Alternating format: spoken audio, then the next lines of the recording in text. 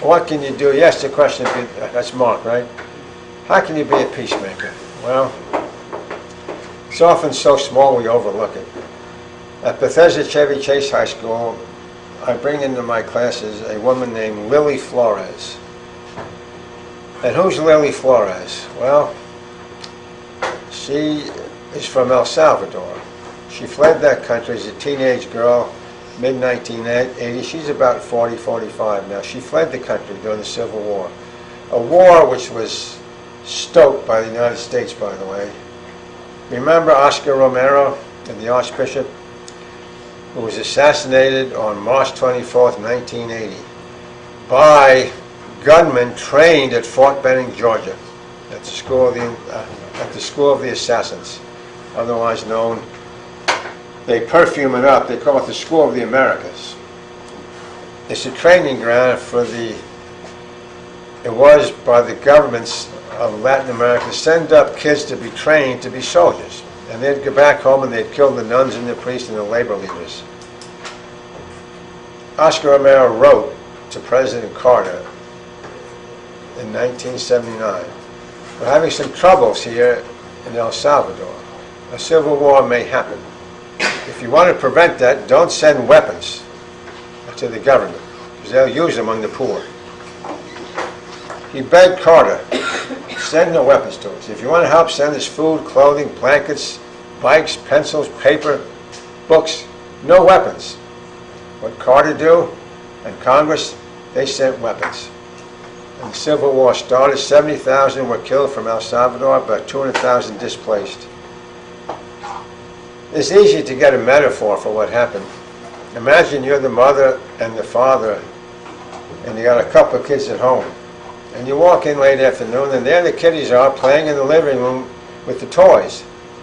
And one of the children said, no, they're my toys. You can't have them. The other one said, no, they're my toys. You can't have them. So you're the all-wise parent, and you say, oh my heavens, children. Oh, what? You're starting to fight. Oh, I know how to solve your problem. Here's a gun for you. There's a gun for you. I'll come back in an hour, see how you're doing. You come back an hour later, the kids are shooting each other, they're still alive, they're gasping. No, it's my toy, you can't have it. No, it's my toy. You're the all-wise parent, all-knowing, fountain of wisdom. Oh, I know what to do, children. Here's a bigger gun for you. Here's a bigger gun for you. That is El Salvador. That's what Oscar Arias has devoted his life to get the U.S. to stop being the world's largest arms dealer. The biggest weapons sale ever is being made right now by the Obama administration to sell $60 billion worth of weapons to Saudi Arabia. At the same time, we're selling weapons to Israel. So Lily Flores is from El Salvador. She fled. She came to Washington, a single mother, has 3 children. The oldest boy has Down syndrome. Lily has a hard life. What's her job at Bethesda Chevy Chase High School? Cleaning the toilet bowls, cleaning the bathrooms, scrubbing the floors. I bring her into class to talk about her life. What's it like, Lily, to clean bathrooms all day? What's it like to having fled your country? Because this government was selling your country weapons. She speaks very halting and kind of shy, but she comes in. Last time she was there was a girl, her name was Hannah.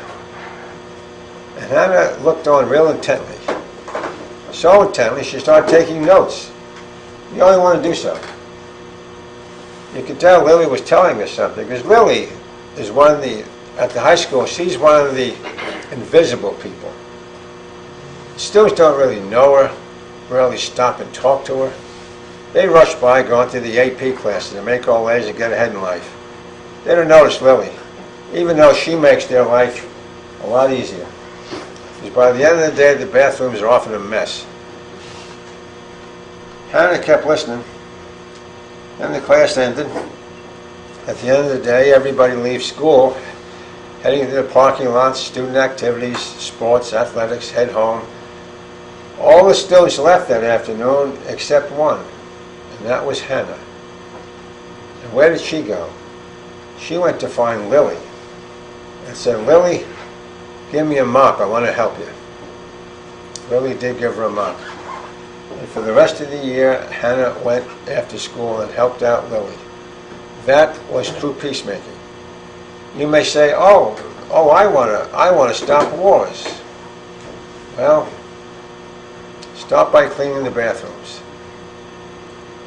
Hannah went on to college. She's doing well. Where'd she go that summer? She went to El Salvador, to find out where Lily was from. And that did radicalize her.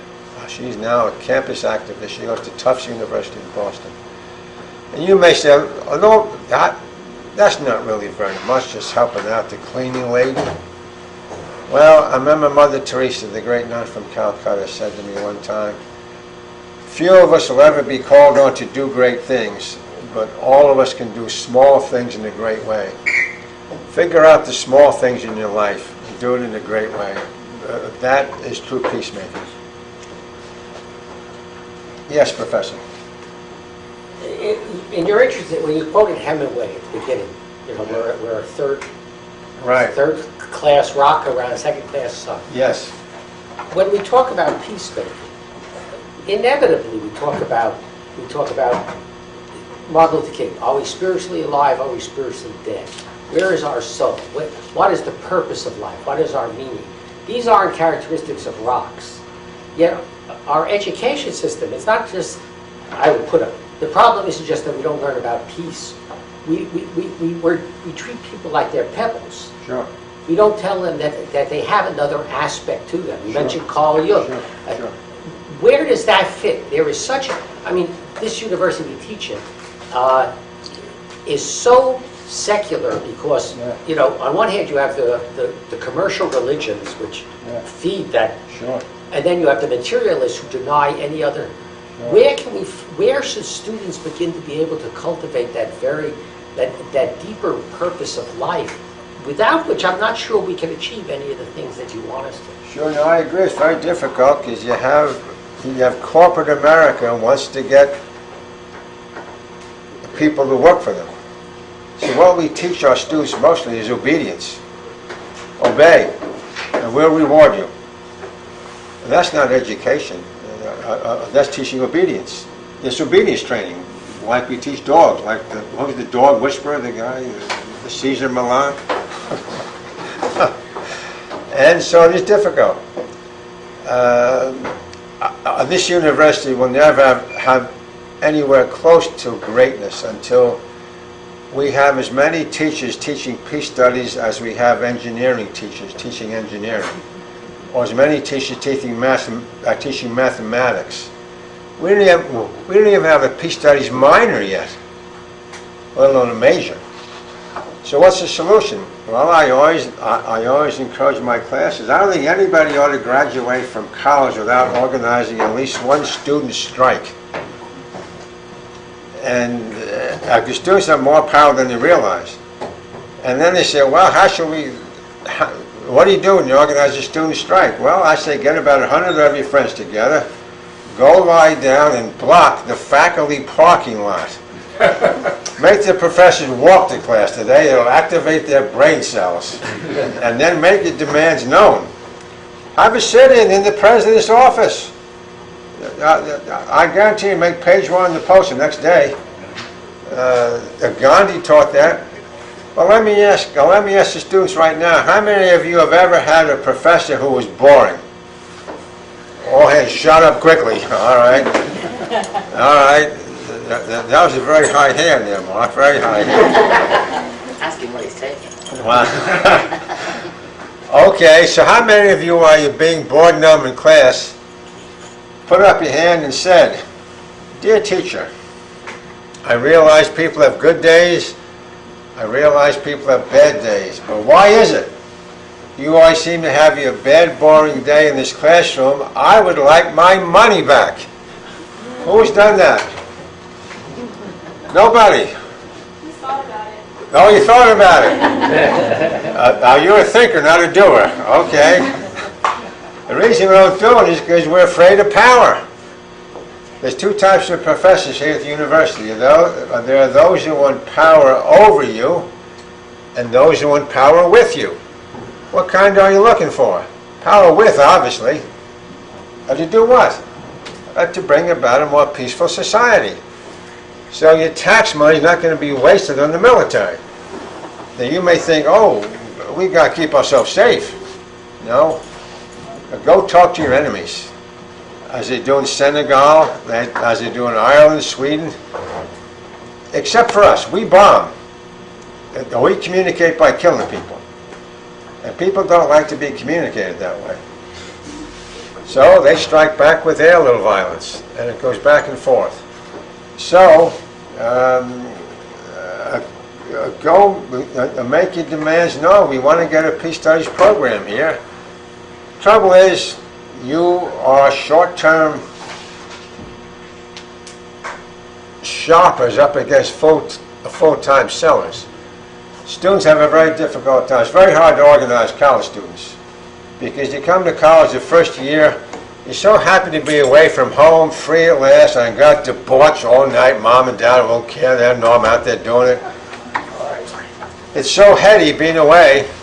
You get back, you don't know where you are in your first year of college. Second year, you start to look around a little bit. What's really going on in this place? Am I getting my money's worth? Why am I graduating owing money, you think, in 2 or 3 years? You get back as third years, then you're really troublemakers. You're the editor of the school paper, you're an RA, you got a little power, you know where your money's being wasted all too often. It's only in your third year you can be a real troublemaker. You get back as seniors, oh, I got to take the MCATs, else I got to go to grad school, got to pay off my loans. Again, you're unfocused. It's only in your third year that you can be real hell raisers. And that's why colleges and universities always have junior year abroad. Go study Michelangelo. How do you paint that on his back? Go to Rome, get a Europass. We don't want you on campus when you're in your third year. How's that, John, for conspiracy theories? Go abroad, young minds. Organize, don't agonize. What are the smart folks doing? They got a boring professor? Well, there's two things you can do. You can walk up after class and say, oh dear almighty wise one, fountain of all knowledge, will you please tell a joke every few weeks and loosen up a little bit? And what's the prof going to say to you? Hey kid, what's your name? I'm going to flunk you. We're afraid of power. What do the smart people do? They don't take on power alone. They turn the person next to you. Are you bored? I am. Are you bored? I am. You got 3 people, 10 people, you got the whole class. Then you take on power. When you go vertically, you tend to agonize. When you go horizontally with the group, you organize. What brings about social reform? Agonizing or organizing? Organizing. That's why King did it, Gandhi did it. They all got numbers to take on power. Otherwise, they lock you up. They kick you out of the classroom for being rude. No, you're not being rude. You're being demanding. You have a right to your demands. You pay a lot of money. So that's one solution. Don't agonize, organize. And I'm happy to work with any student group here. We have a new president now. Off to a nice little happy start. Well, let's go agitate, and rather than vegetate, and cogitate, and then illuminate. Are there any more eights? Exacerbate. All right. Accentuate. Accentuate. Accentuate. Yes. That was a minor digression. I go on. So if you want to get it done, make it happen. In 10 years, we ought to have a peace studies degree program here and have as many peace teachers as math teachers.